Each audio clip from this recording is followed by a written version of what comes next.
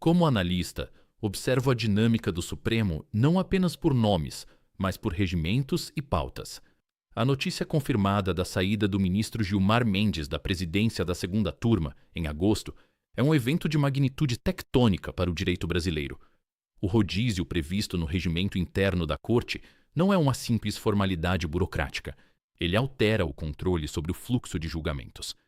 Gilmar Mendes, ao longo do seu mandato, exerceu um papel de contraponto frequente, muitas vezes utilizando o poder de pauta para manobrar decisões sensíveis ou para forçar divergências que beneficiavam réus em casos de grande envergadura.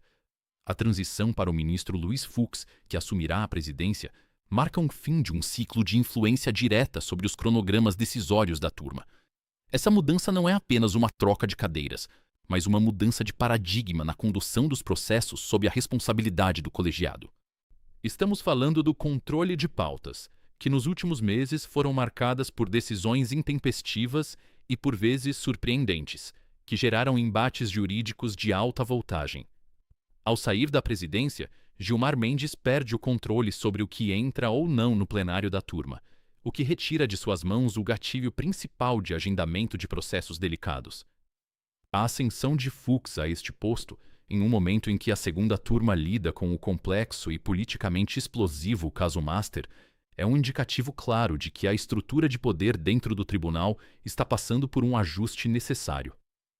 Como analista, vejo que esse movimento burocrático, que parece apenas uma passagem de bastão, encerra, na verdade, uma era de ativismo pautado de um lado, abrindo espaço para um novo rito processual. A mudança de comando retira o trunfo da pauta rápida de aliados que buscavam soluções céleres para seus problemas judiciais, forçando uma nova realidade jurídica onde o tempo e a conveniência dos réus não são mais os mesmos. É, inegavelmente, um novo cenário onde o formalismo e o alinhamento jurídico podem prevalecer sobre as estratégias de bastidor que vimos sendo tentadas nos últimos tempos dentro dessa específica e crucial turma do STF, sinalizando um período de maior rigor.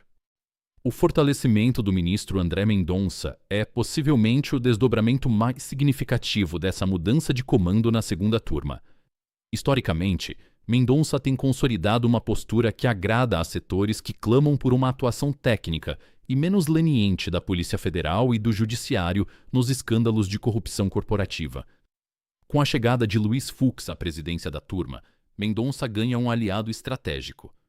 Fux tem um histórico de convergência com os entendimentos do relator, o que, na prática, forma um bloco de maioria.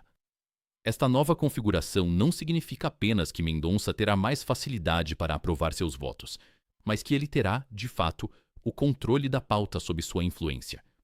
Isso é um revés direto para os que esperavam que a turma fosse um refúgio para decisões de última hora. O caso Master não é uma investigação qualquer. Ele encerra uma série de interesses que chegam às entranhas do poder brasiliense.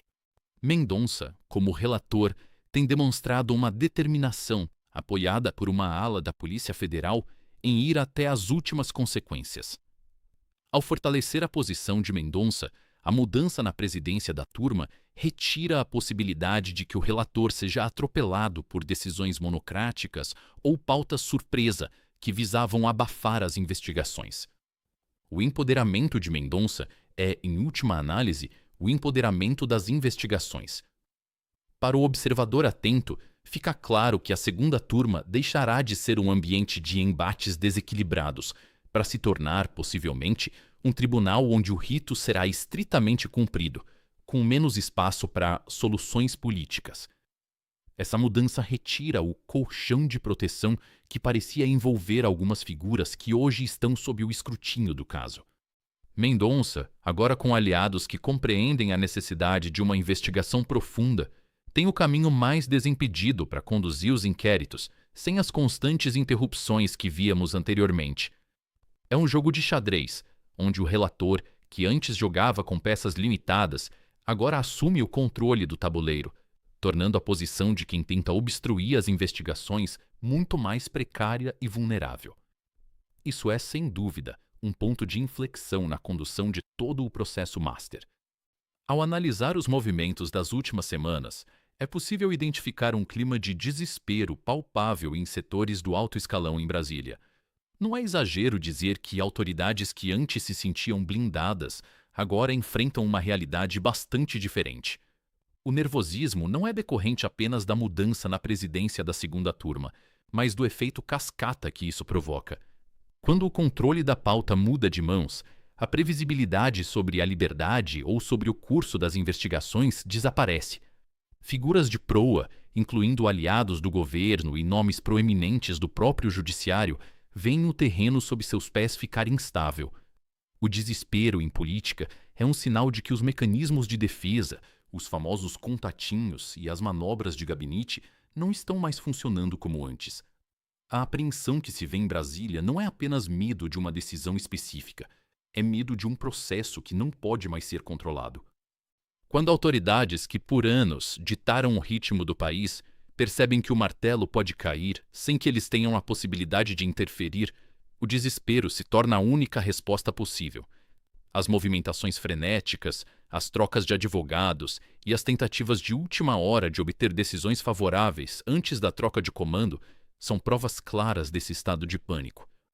O fato é que o sistema foi surpreendido por uma mudança regimental que, por sua vez, mudou a correlação de forças de forma permanente por um ano. Esse desespero, no entanto, não é um sinal de fragilidade do judiciário, mas sim de uma fragilidade daqueles que se acostumaram a viver à margem das regras comuns.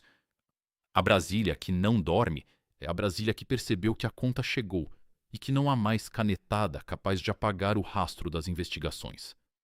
Analisar esse desespero é entender que o poder, quando exercido com o objetivo de proteger interesses privados ou de grupo, é extremamente volátil e pode se autodestruir assim que a correlação de força se altera minimamente no ambiente institucional. O desespero é, portanto, o atestado de que a impunidade chegou ao seu limite. A notícia de que o banqueiro Daniel Vorcaro estaria preparando uma terceira tentativa de delação premiada é um indicativo claro de que ele está sentindo o peso da realidade. Após 2 rejeições contundentes por parte da Polícia Federal e da Procuradoria-Geral da República, a situação de Vorcaro é crítica.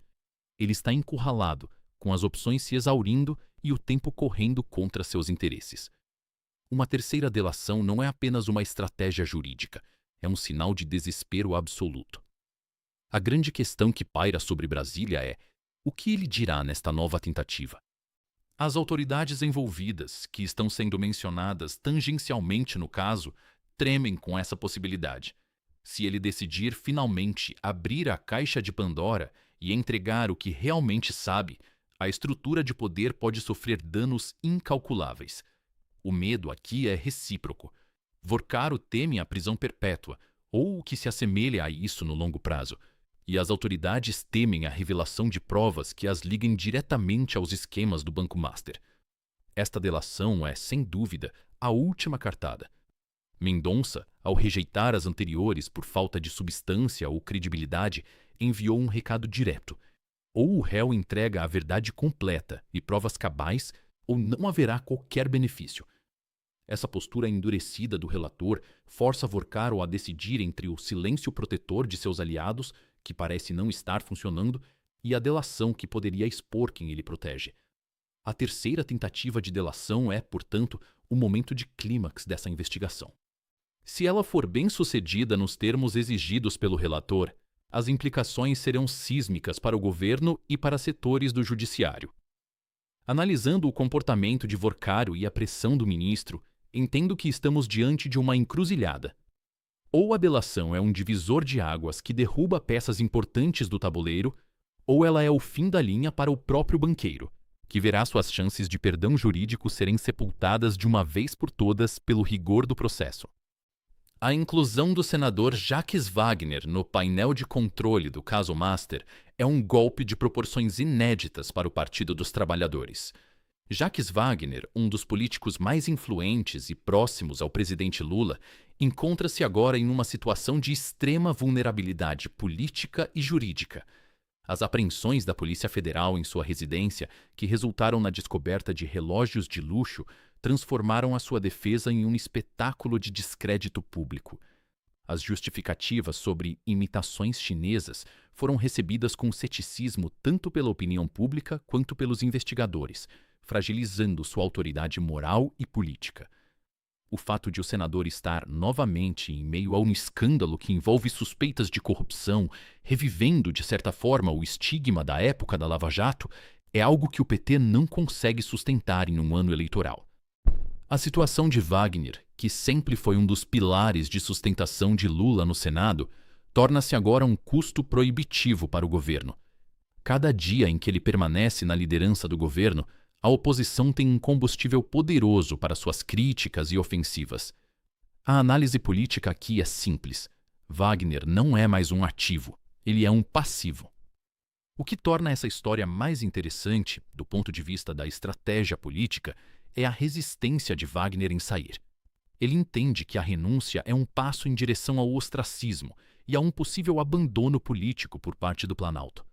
Ele tem, de fato, um trunfo: o conhecimento de segredos que podem ser deletérios se vierem a público. É um jogo de mútuo medo. Enquanto Wagner tenta se manter na posição para preservar sua relevância, o governo tenta encontrar uma forma de retirá-lo sem gerar uma retaliação. A entrada do PT no escândalo Master, através de Wagner, não é apenas um problema policial, é o problema político central do governo hoje. A incapacidade de lidar com essa situação, de forma rápida e definitiva, demonstra a paralisia do governo perante uma investigação que avança inexoravelmente sobre os seus principais nomes, transformando a liderança de Wagner no Senado em um verdadeiro calcanhar de Aquiles. O desespero de Lula quanto à liderança de Jacques Wagner no Senado revela muito mais do que um problema de pessoal. Revela uma estratégia de sobrevivência em um ambiente cada vez mais hostil. O presidente sabe que não pode simplesmente demitir Wagner sem correr o risco de uma vingança, uma retaliação vinda de alguém que conhece os detalhes mais íntimos da máquina petista. A estratégia, portanto, tem sido o eufemismo político: pressionar pela renúncia através de terceiros. Lula busca desesperadamente alguém que convença Wagner a sair de cena por livre e espontânea vontade, tentando preservar uma aparência de unidade que já não existe. Esta forma de agir, que tenta evitar o conflito aberto, mostra um governo acuado e sem a iniciativa que o caracterizava no passado. A paralisia de Lula e se mantém em silêncio público sobre as investigações de seu líder no Senado é uma tática de sobrevivência baseada no medo. Ele está sendo encurralado pelos fatos, pelos prazos eleitorais e pela constante pressão da opinião pública. A cada dia que passa, o custo de manter Wagner na liderança aumenta, minando o capital político do governo e isolando ainda mais o PT dentro de um Congresso que já não é o seu aliado incondicional. A análise política mostra que essa hesitação de Lula é um erro estratégico clássico. Ao tentar evitar uma crise imediata, ele deixa que a crise se prolongue e se agrave, destruindo por dentro a sua capacidade de governabilidade. Wagner, por sua vez, está usando esse tempo para se defender e para enviar recados subliminares ao Planalto, lembrando ao presidente que eles estão, ou estiveram, no mesmo barco. Esse impasse é o reflexo de um governo que perdeu o controle sobre a narrativa e que agora está refém de seus próprios aliados, que se tornaram fontes de risco político. A situação é de uma fragilidade extrema, onde o silêncio de um presidente e a teimosia de um líder no Senado criam um ambiente de instabilidade permanente que, inevitavelmente, levará a uma ruptura, sendo a única questão o momento e o preço dessa separação. Para fechar esta análise, é necessário olhar para além das fronteiras do Brasil. O isolamento de Lula não é um fenômeno exclusivamente interno. As recentes vitórias de candidatos de direita na América do Sul e na América Latina, muitos dos quais abertamente alinhados a agendas que se opõem frontalmente ao que o PT defende, colocam o Brasil em uma posição de crescente isolamento ideológico. O triunfo de lideranças que buscam o apoio de forças globais conservadoras, como o ex-presidente Trump, cria um cerco político que torna a diplomacia do atual governo um exercício de sobrevivência e não de influência. A América do Sul, que antes servia como uma base segura de apoio para a política externa petista, está se tornando um terreno difícil. Este isolamento regional tem impactos diretos na política doméstica. Quando um governo perde o apoio de seus pares vizinhos e se vê, pouco a pouco, cercado por administrações que não comungam de seus ideais, ele perde a capacidade de projetar poder e de legitimar suas políticas internas. O isolamento ideológico faz com que o governo pareça ultrapassado, lutando contra uma maré de mudanças globais que ele não consegue controlar. O cenário é de desidratação da influência brasileira na região. Se antes o país podia contar com uma rede de aliados para sustentar suas teses e interesses, hoje o Brasil se vê cada vez mais só, tentando manter uma política externa que já não encontra respaldo prático. Isso enfraquece o governo perante o eleitorado, que percebe o isolamento como um sintoma de um projeto político esgotado. A política externa é um reflexo da política interna. Se o governo está perdendo a batalha nas instituições em Brasília, ele também está perdendo a sua relevância no palco internacional. Como analista, vejo que esse isolamento não é passageiro, é estrutural. Ele é o resultado de uma desconexão entre as prioridades do atual governo e a realidade política que está se impondo em toda a região. O governo terá que enfrentar esse cenário com um capital político cada vez mais corroído, tornando a tarefa de governar e de se manter no poder um desafio monumental.